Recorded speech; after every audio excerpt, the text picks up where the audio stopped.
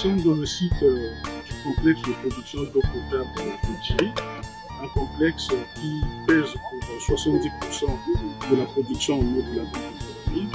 Sur ce site, il se passe un acte de spoliation de terrain, tel que vous l'avez vu, avec des individus sans scrupules qui sont en train de menacer le service public de l'eau, parce que cet espace-là, c'est un espace très stratégique pour le service public de l'eau. Nous appelons ça dans notre jargon le périmètre protégé. Et ici, nous sommes dans la zone, dans le périmètre immédiat où aucune activité est tolérée. Ce qu'ils sont en train de faire, c'est menacer la ressource en eau, menacer qualitativement et quantitativement la ressource en eau. Il y aura beaucoup de débits solides et ces débits solides vont faire en sorte que nos machines ne pourront plus fonctionner et ça va menacer à certains termes la production d'eau au niveau de la ville de Brazzaville. Nous, les mesures, c'est lancer un appel au gouvernement de la République qui est le propriétaire de la société, parce que ici nous sommes dans le domaine privé de l'État, parce qu'un tel acte, c'est un acte de défiance. Il faut le qualifier comme ça, parce que les individus ne peuvent pas venir défier l'autorité de l'État et la puissance publique. C'est un acte de défiance. C'est pour cela que nous interpellons le gouvernement, nous appelons le gouvernement pour que le gouvernement prenne rapidement des mesures, parce que cela menace le service public de l'eau, ça menace l'intérêt général.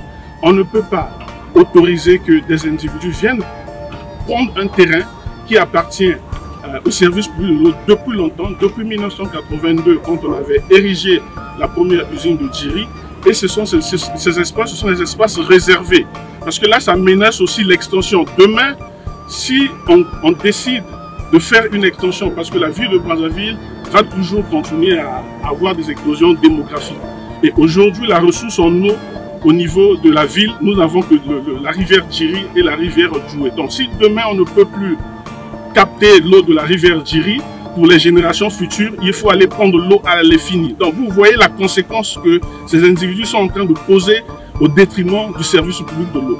Donc nous interpellons le gouvernement pour que les mesures soient rapidement prises pour arrêter cette spoliation de terrain de la LC2, qui ne dit pas son nom, dont les enjeux sont importants, les enjeux de santé publique, parce que derrière, il y a le problème aussi de qualité de l'eau, parce que la qualité de l'eau sera menacée et nous ne serons plus en mesure de donner de l'eau de qualité à la population congolaise. Bon, la situation telle que j'ai dit, l'espace là, c'est depuis 1982-1983, quand on a construit la première usine de Djiri. Donc ce sont des individus avec des appétits qui sont démesurés, qu'on ne peut pas qualifier, qui viennent pour, ce que j'avais dit tantôt là, menacer l'intérêt général. Ce sont des actes que nous ne pouvons pas accepter. Quel que soit, leur acte ne peut pas se justifier devant les enjeux de santé publique, devant les enjeux tels que j'ai dit, de la ressource en eau, devant les enjeux pour faire de l'eau potable pour les générations futures.